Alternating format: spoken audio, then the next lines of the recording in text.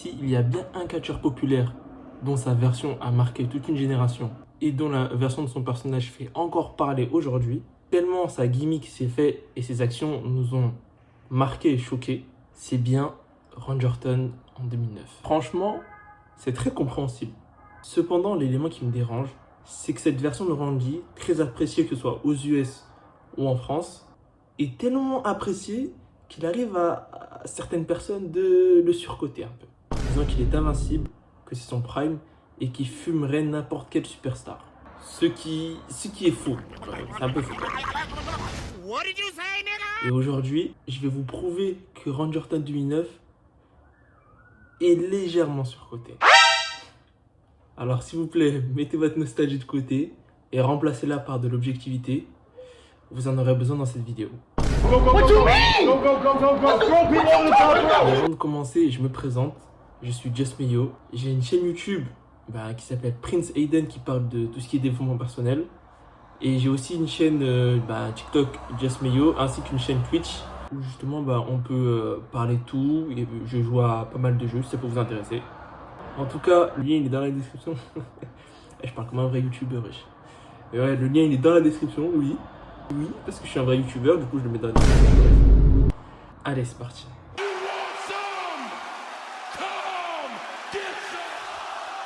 Alors, Randy Orton en 2009 était l'un des plus grands heels, si ce n'est le plus grand heel de tous les temps. Chaque semaine, il nous choquait, surprenait, voire terrifiait, surtout si vous étiez plus jeune.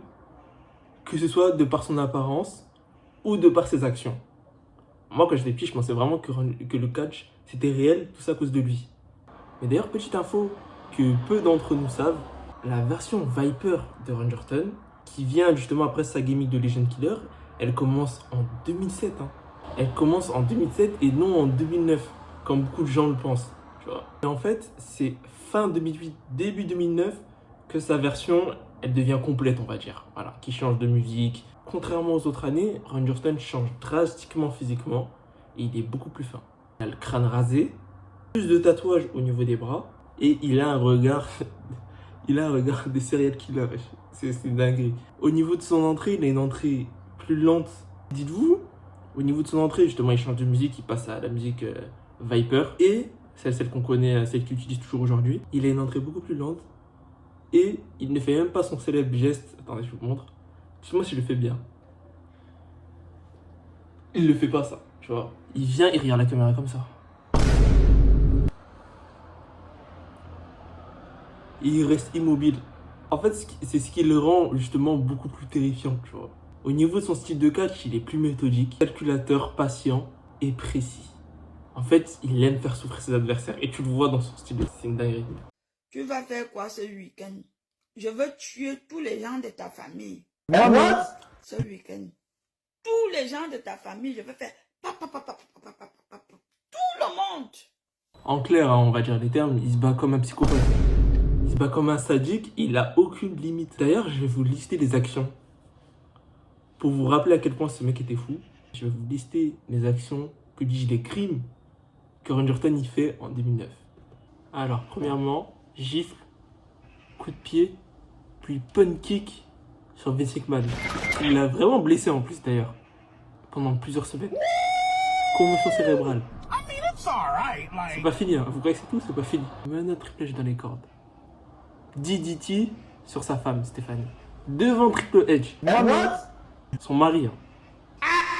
Et ensuite, pour couronner le tout, il lui... Oh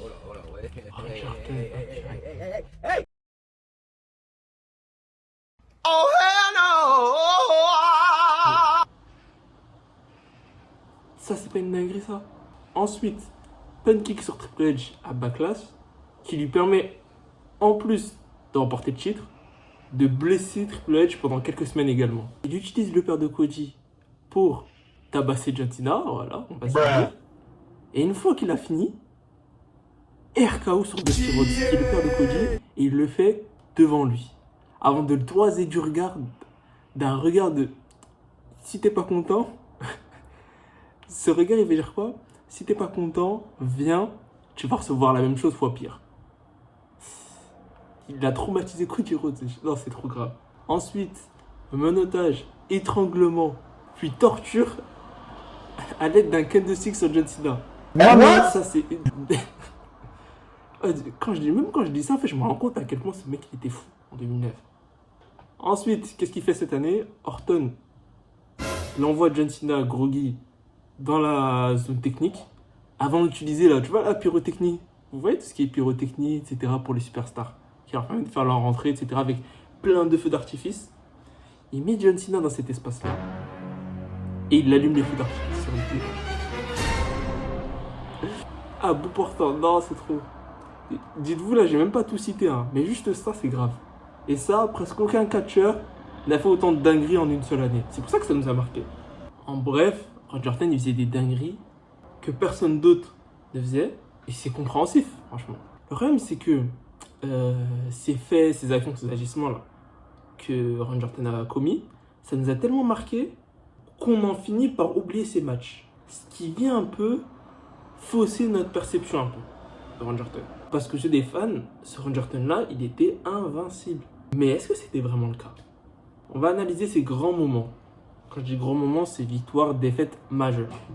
Voilà. Déjà en 2009, il commence bien, il gagne au Royal Rumble. Mais il décroche pas le titre et il perd à WrestleMania 25 face à Triple H. Ensuite, il devient champion Backlash. Rappelez-vous le penalty que j'ai dit qui a blessé Triple H il y a quelques semaines. C'est grâce à ça qu'il reprend le titre. Et d'ailleurs, c'était un match un peu bizarre parce qu'en gros, il a remporté le titre dans un match à 6, 3 contre 3.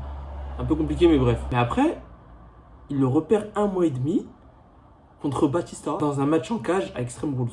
Pour ensuite le regagner une semaine plus tard dans un Fatal 4-Way opposant Triple H, Batista, lui et John Cena. Il en sort victorieux. Et là, il le conserve 4 bons mois, ce qui est déjà très bien à l'époque, surtout à l'époque, avant de le reperdre en abandonnant contre John Cena dans un I Quit match à Breaking Point. Par la suite, il regagne le titre face à John Cena 3 semaines après à Hell in a Cell. C'est un match Hell in a Cell du coup. Avant de le reperdre 3 semaines plus tard face à John Cena à Bragging Rights dans un Iron Man match qui était franchement pas mal. En soi, c'est vraiment une très bonne année qu'il fait. Que ce soit en termes de moments historiques ou de victoires-défaites, il est 3 fois champion. Voilà, il a presque même un règne de 4 mois. C'est pas mal. Mais il n'était pas hyper dominant comme les gens le pensent, tu vois. Par exemple, John Cena, il le mène 2-1. Tu vois, il le mène 2-1 en V1. Et dont une fois, il lui fait dire j'abandonne, I quit. Donc voilà. Et pourtant, l'année 2009, c'est pas l'année la plus grande de John Cena. Pourtant, il vient à bout de Randy Orton 2009 2 fois quand même. Après, c'est pas forcément rédhibitoire, hein, attention. C'est même impressionnant. C'est même impressionnant parce qu'en fait, son personnage, il était tellement incroyable qu'on en oublie ses défaites. Tu vois. Quand tu penses à Randy Orton 2009, tu penses pas forcément à ses matchs, au nombre de ses défaites ou des victoires. Tu penses pas forcément aux matchs, aux titres gagnés, nombre de victoires, défaites. Non, tu te souviens plus des émotions qu'il t'a fait ressentir et de la folie qu'il faisait à ses adversaires. Et c'est ok. C'est ok, j'ai rien à dire sur ça. C'est ça la nuance en fait. D'ailleurs, je tiens vraiment à vous prévenir. Hein. Je suis pas en train de dire que Randy Orton il est mid en 2009. Hein. C'est pas du tout ce que je suis en train de dire. Pour moi, Randy Orton 2009, c'est l'un des meilleurs travaux qu'il a fait dans toute sa carrière. Loin de moi l'idée de penser ça. Si tu me dis par exemple que Randy Orton 2009 est le plus grand heel de l'histoire, je peux être d'accord. Je peux être d'accord, moi. Si tu me dis que c'est le plus fou du catch, je peux être d'accord. Si tu me dis qu'il était le plus menaçant, je peux être d'accord également. Mais si tu me dis que Randy, il était invincible à ce moment-là, personne ne pouvait le prendre, etc. Je suis pas d'accord. Il pouvait gagner contre Randy Orton 2009. C'est chaud, mais c'est possible. Tell me when I'm telling lies. Et d'ailleurs, ce Randy Orton, même si c'est sa forme, pour moi, 2009, Randy Orton 2009, c'est vraiment la forme de Randy Orton la plus dangereuse. En termes de psychopathe, etc., tout ce qu'il peut se faire dans le ring, c'est sa forme la plus dangereuse. C'était même pas son prime. Randy Orton 2009 n'est pas le prime de Randy Orton. En termes de prime, titre, victoire, force, tout ce que tu veux, le prime de Randy Orton, c'est Randy Orton 2013. 2013, on va dire. En fait, Randy Orton 2013, c'était la version la plus complète de Randy. C'est la version qui l'a le plus rapproché et qui lui a valu le nom pendant un moment de face de la compagnie, tu vois. Genre, c'est sa version la plus... je sais pas si tu vois ce que je veux dire, mais en gros, la plus visage de l'entreprise. Alors qu'en 2009, tu savais qu'il était l'un des visages, mais c'était John Cena. Genre là, en 2013, tu peux très bien dire que, que Randy Orton était le visage de la compagnie. Tu vois. Il était plus expérimenté, moins impulsif et plus stratège. Niveau match et moment important, il n'est pas en reste. Il remporte la mallette Money in the Bank et il cash-in dans les cash-in les plus sous-cotés. Parce qu'il est vraiment bien à SummerSlam contre Daniel Bryan. Dans l'un des meilleurs cash-in de l'histoire, dû justement au heel turn de Triple H et le storytelling incroyable. Pour moi, c'est le cash-in qui me fait le plus penser à Seth Rollins de ce SummerSlam. Après, par la suite, il perd le titre un mois plus tard face à Daniel Bryan à Night of Champions. Avant de le récupérer un mois et demi plus tard dans un Hell in a Cell en cage où d'ailleurs c'était Shawn qui était l'arbitre. Ensuite, il conserve son titre face au Big Show au Survivor Series.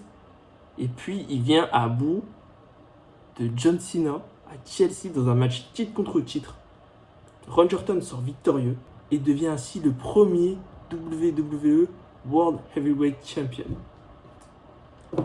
C'est là d'ailleurs on assiste à l'entrée légendaire de Randy Orton qui vient en face, qui se tient au milieu de tout le roster, particulièrement devant Daniel Bryan et John Cena, les deux qu'il a vaincus pour le titre, en levant les bras pour faire comprendre que c'est lui le gars. Genre à ce moment-là, c'est Randy Orton le visage, genre, la compagnie. En plus, il finit l'année, contrairement à Randy Orton 2009, lui il finit l'année en tant que double champion. Il les conserve jusqu'à WrestleMania 30. Il les conserve plus de 4 mois, les 2 titres. Pour moi, comme j'ai dit, c'était la version où tu sentais que c'était lui le visage. À ce moment-là, la compagnie. Surtout qu'en plus, il avait à côté de lui l'autorité. Randy Orton 2013, il est intouchable un peu, tu vois. Il était vraiment au sommet cette année-là. Voilà pourquoi, pour moi, c'est son prime. Après, comme j'ai dit, en termes de heel pur, Randy Orton 2009 est largement meilleur que Randy Orton. Bon, pas largement, mais vraiment meilleur que Randy Orton 2013. Là, il n'y a aucun débat. Et c'est pas pour rien que Randy Orton 2009, c'est sa version la plus mémorable.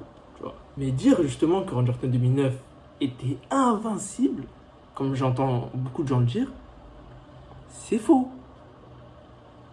Il était très fort, très dangereux. Vous prenez quasiment presque tout le roster, mais dire qu'il est invincible, non, c'est faux, tu vois. Il existe très peu de catcheurs qui ont eu une année où ils étaient vraiment invincibles. Genre, quand je te dis invincible, moi l'exemple que j'ai par exemple, dans ma tête, tu me dis qui était invincible, je vais te dire par exemple, Roman Reigns en 2021 par exemple. Je ne pouvais pas gagner contre lui. Genre, il était vraiment invincible. Même Roman Reigns de 2020 à 2023 surtout, il était invincible. Genre, tu peux pas prendre Roman Reigns. Ça, c'est une année invincible. 0 défaite. Mais Randy Orton, c'est pas le cas, tu vois. Même s'il fait une très bonne année, très bonne victoire, et il était hyper dangereux, ça, y a rien à dire. Du coup, pour moi, en tant que heel pur, personne n'arrive, aucun catcheur là, n'arrive à la cheville de Randy Orton. Et ouais. Et ça, je pense que on sera d'accord sur ça. En tout cas, merci à toi d'être resté jusqu'à la fin de la vidéo. N'oublie pas de t'abonner, liker, partager et commenter. Oui, c'est important. Ouais, c'est important pour moi, c'est important pour nous, les gars. Faites-le, s'il vous plaît. Ça vous coûte rien. Dites-moi en commentaire vraiment ce que vous avez pensé. J'espère que vous avez vraiment mis votre objectivité là de côté. Hein. C'est bien ce que j'avais dit au début. Et que vous voyez ce que je veux dire. En tout cas, voilà. Si tu es resté jusqu'à la fin aussi, n'hésite pas à commenter Randy Orton Prime. Là, comme ça, je serai sûr que tu es resté jusqu'à la fin. En tout cas, on se dit à la prochaine pour de nouvelles vidéos. C'était Just Mio. Je connais.